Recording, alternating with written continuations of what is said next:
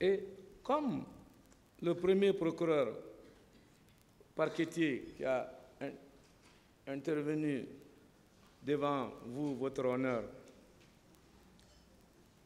nous a fait la lecture du droit interne, et comme l'ordonnance de renvoi fait état de droit interne, nous allons nous efforcer à démonter aussi les infractions impossibles du droit interne,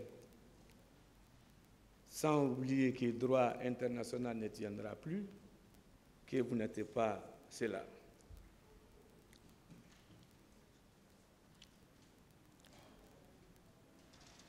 Monsieur le Président, sur la violation de l'article 1er, 5 et 6, dont lui-même il a demandé de faire application,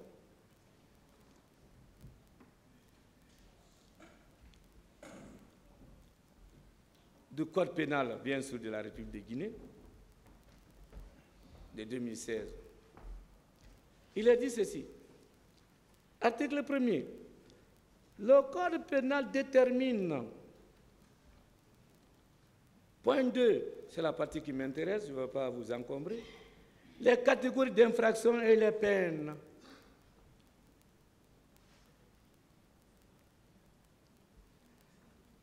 Point 5, les incriminations ainsi que les peines sanctionnant ces infractions.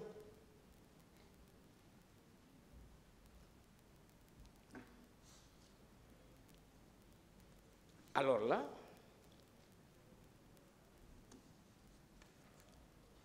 en son article 5, il est dit « Nul ne peut être puni pour un crime ou un délit dont les éléments ne sont pas définis par la loi. »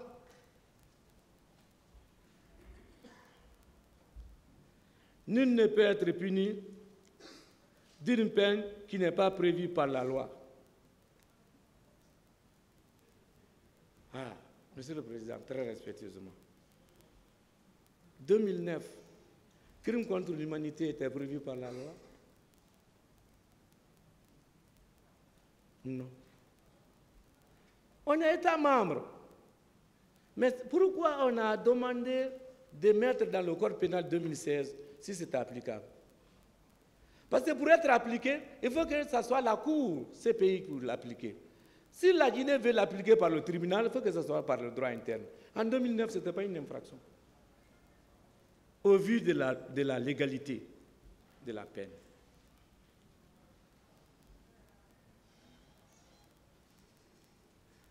Au terme de l'article 6 du Code pénal de la République de Guinée, toujours, sont seuls punissables les faits constitués d'une infraction à la date à laquelle ils ont été commis. Sont seuls punissables les faits constitués d'une infraction à la date à laquelle ils ont été commis. Alors 2009, ce n'était pas punissable par le Code pénal guinéen. Et vous ne pouvez pas passer par statut de Rome pour l'appliquer, parce que ce tribunal ne peut pas l'appliquer pour vous faire plaisir. Parce que ce tribunal n'est pas créé par les Nations Unies. Parce que ce tribunal ne peut pas respecter la procédure de règlement et de preuves. Ça vous échappe, mais ça ne sera pas à la défense. Votre honneur. L'article 6, toujours, ne peuvent être prononcées que les peines légalement applicables à la date de la décision. Toutefois, les dispositions nouvelles s'appliquent aux infractions commises avant leur entrée en vigueur et n'ayant pas fait l'objet d'une condamnation passée en force de la chose jugée, et lorsqu'elles sont moins sévères que les dispositions anciennes. C'est l'interprétation, la rétroactivité de la loi pénale douce sous l'empire des deux lois. Et mais la question de droit, si vous voulez appliquer le principe de droit pénal plus douce sur la question de rétroactivité, il faut que ça soit sous l'empire des lois en proportionnalité de l'incrimination. C'est ce qui échappe au ministère public. C'est-à-dire, si le code pénal en vigueur de 2009 avait prévu les infractions de crimes contre l'humanité, si en 2016, on prévoit, donc il y a réciprocité d'incrimination. Dans ce cas, on prend la peine la plus favorable aux délinquants. Mais ici, comme le crime contre l'humanité n'était pas une infraction en Guinée, selon nos codes, selon nos droits internes en 2009, et on ne peut même plus parler de réciprocité. Parce que ce n'était pas prévu. C'est-à-dire, si c'était l'assassinat, sous l'empire de deux lois, on parlera de réciprocité. Faute de réciprocité d'incrimination, monsieur le procureur, je ne sais pas comment vous allez vous en sortir si ce n'est pas l'acquittement. Et nous le sollicitons. Donc, monsieur le Président, nous lançons le défi au ministère public d'asseoir l'imputabilité par devant vous ici.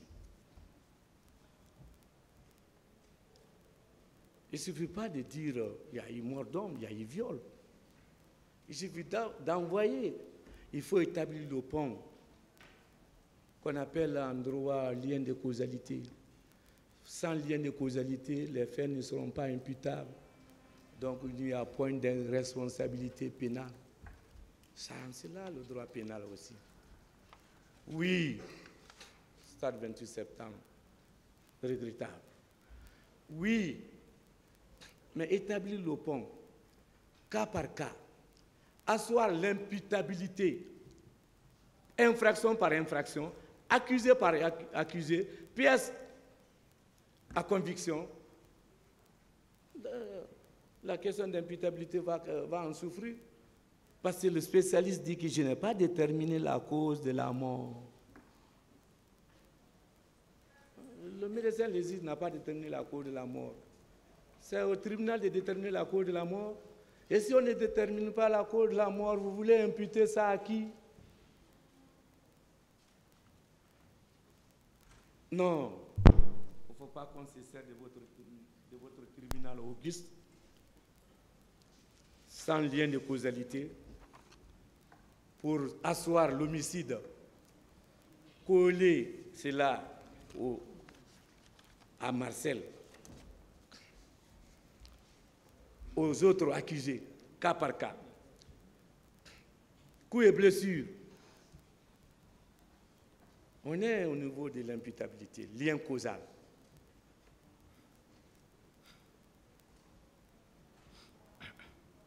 Établir le pont entre la faute, une faute, par la doctrine, c'est le manquement à une obligation préexistante. Le dommage, le préjudice, le tort causé, cas de viol, mort d'homme et autres. La question, ce n'est pas ça. La question, établir, dire que oui, le décès de tel est dû au coup de feu de tel, est dû au couteau de tel. Ce pont, je lance le défi au ministère public d'établir un seul lien causal dans cette affaire. Lien de causalité entre la faute, entre le dommage et les accusés reprochés d'une faute. Si vous ne pouvez pas le faire, alors acquittez-les. Vous allez beau pleurer, mais on ne va pas les condamner parce que vous avez pleuré. Il faut établir le lien de causalité. Et nous le disons dans la fermeté, dans la plus grande courtoisie. Ici, démontrer un lien causal, un lien de causalité, pour asseoir l'imputabilité, pour asseoir la responsabilité pénale, pour rentrer en condamnation d'un accusé. Vous ne pouvez pas le faire, parce que ça a été bâclé, ce n'est pas de votre faute. Depuis l'enquête, ça a été bâclé. Depuis l'enquête de police, depuis l'instruction, on a laissé l'ensemble des Béréourou sans liste. On a laissé l'ensemble des intrigants, l'ensemble des miliciens. Alors vous voulez le prendre qui est à la place? La peine pénale est personnelle quand même. Et pitié de la Guinée. Ne fais pas semblant de juger, ça fait mal. Ne se moque pas des victimes. Pour poursuivre les autres, le plan des victimes, pour les satisfaire sans résultat.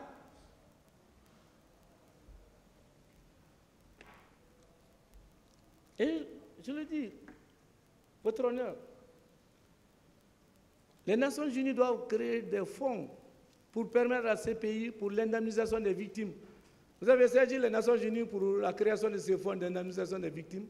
Le procureur, pourquoi vous passez par une loi dont les exigences dépassent votre compétence? Pourquoi? Les Nations Unies ont créé quel fonds? Et devant la CPI, les victimes doivent avoir leur fonds d'indemnisation. Ce n'est pas pour ne rien, on a créé beaucoup de femmes de violées par des certificats tronqués pour pouvoir créer l'enrichissement sans cause de l'indu en profitant des malheurs des autres. Que Dieu nous en garde. Et je ne veux pas mordre à la part, parce que loin de moi, c'est flattera. Votre honneur. Donc, la question du droit ici, c'est la question des liens de causalité, la question d'imputabilité. C'est imputable à qui? Ce n'est pas aussi parce que je vais déclarer c'est imputable à tel. Non, preuve à l'appui, élément de preuve. Mais vous ne pouvez pas tirer par les cheveux parce que ça a été bâclé depuis l'enquête. Ce n'est pas maintenant. Vous ne pouvez pas faire raccourci en droit pénal. Ça vous échappe. Alors, votre honneur.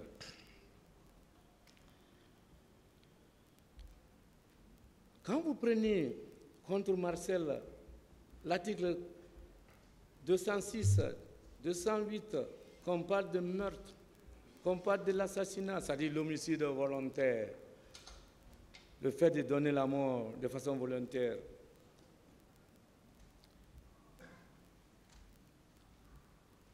Je voudrais, et je suis resté sous ma faim, et je lance ce défi au ministère public. Il a tué qui?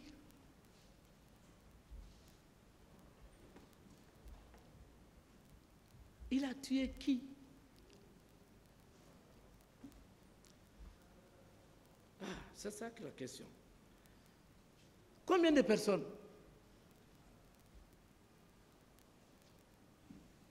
Votre honneur.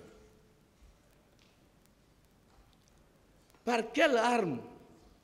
Parce que le jeune va dire que Marcel n'était pas armé.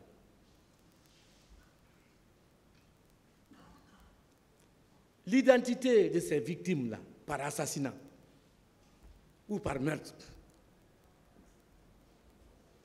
Vous ne pouvez pas dire je le poursuis pour assassinat et vous êtes incapable de dire c'est Fodé qui l'a tué. Voici l'arme. Voici le témoin, c'est devant lui. Arrêtez d'accuser, arrêtez les affirmations, arrêtez les affabulations. Ce n'est pas possible en droit pénal.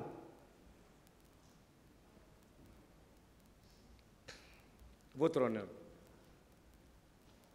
Le certificat de décès, l'acte d'autopsie, le résultat balistique, l'examen. Je ne reprends pas, docteur professeur Hassan Ba, il dit qu'il ne connaît pas la cause de la mort, il ne l'a pas déterminée.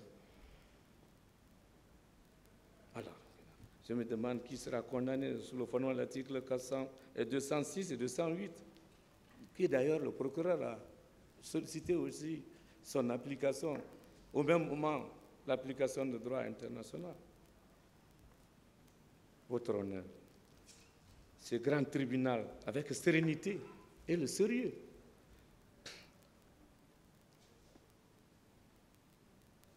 rentrer dans l'histoire sans faute de preuves, acquittez-les. On n'a pas hésité. On n'a pas hésité d'acquitter avec 3000 morts Laurent Gbagbo par simple insuffisance de preuves. Qu'est-ce qui vous empêche, très respectueusement, s'il n'y a pas d'éléments, de les acquitter? En tout cas, je me demande avec 14 ans de prison, détention préventive à la place de 24 mois, quelles seront les excuses de ce ministère public?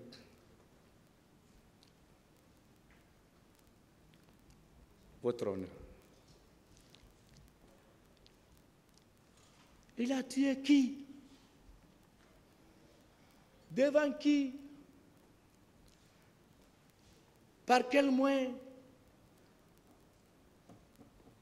Ah, je le poursuis pour assassinat. Mais quel assassinat? Vous voulez qu'on rentre dans la théorie des crimes de foule? Allez-y dans la doctrine. Je vous épargne, Monsieur le Président. C'est très sérieux. On ne distribue pas la détention à vie sans preuve. C'est risqué. Ça fait peur même d'être guinéen. Parce que cela est possible d'être affirmé par des hommes de foi et de loi. Il y a l'insécurité juridique qu'on m'annonce là.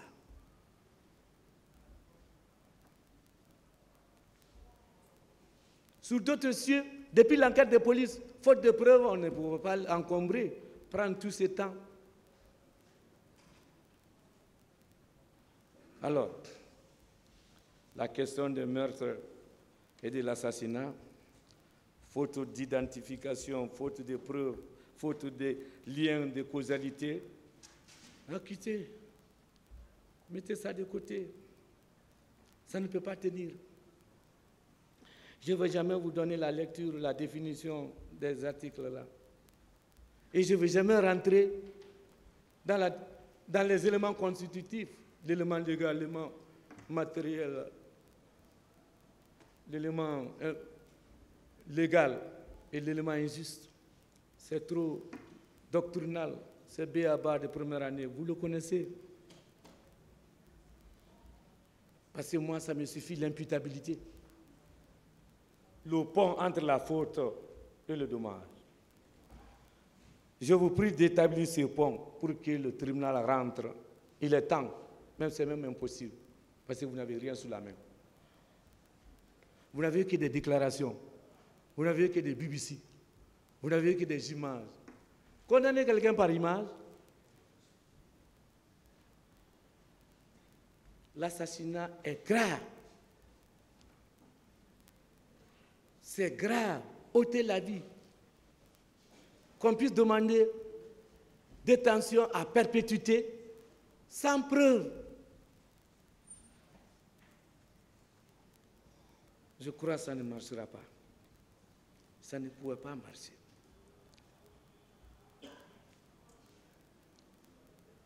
Et d'ailleurs, ce n'est pas pour ne rien. Même l'article 7 des crimes contre l'humanité a dit crimes contre l'humanité par meurtre. Parce que pour qu'ils ne soient pas touchés d'assassinat, il faut de la préméditation ou des guet-apens. Vous ne connaissez pas Paul ni Pierre. Vous allez préméditer comment? Vous croyez qu'on va passer par des joueurs de courrier ici pour condamner? Jamais. Préméditer. C'est pourquoi l'assassinat même n'a pas de sens. Ou guet-apens, ils vont attendre qui? Plus ou moins longtemps, ils vont venir. Et vous avez même laissé. Pourquoi vous n'avez pas envoyé l'État guinéen ici, civilement responsable? Parce que ces bureaux rouges, quand même, ces gendarmes relèvent de l'État. C'était avec les véhicules militaires. Ça pouvait même permettre à la partie civile d'avoir l'indemnisation. L'État pouvait être bel et bien condamné ici du fait de ses préposés. Oh, le droit est une science, apprenons. Vous laissez l'État, on dit les bureaux rouges et autres, qui relèvent de l'État, qui émargent, et vous laissez l'État, pourquoi pas l'État civilement responsable dans ce procès? Vous faites des ratés et vous vous en prenez aux accusés là. Laissez Marcel tranquille. Vous savez aussi, Monsieur le Président, le côté le plus bas de la montagne, c'est là où le chemin passe. Il y a beaucoup qui se sont réagardés dans la procédure là, ils n'ont pas été touchés. protection haute.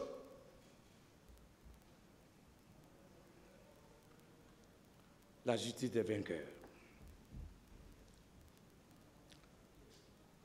C'est méchant. Mais c'est sérieux. Parce qu'on ne peut pas bâtir une nation sur ça.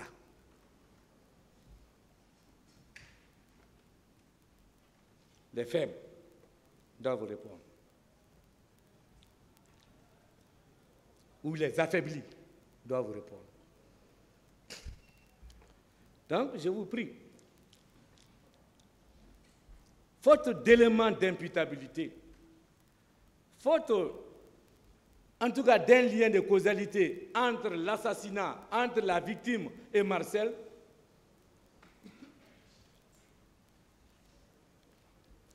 par simple déclaration et des on-dit, on ne fait même pas la différence entre les événements de l'attaque de Koundra et les autres événements.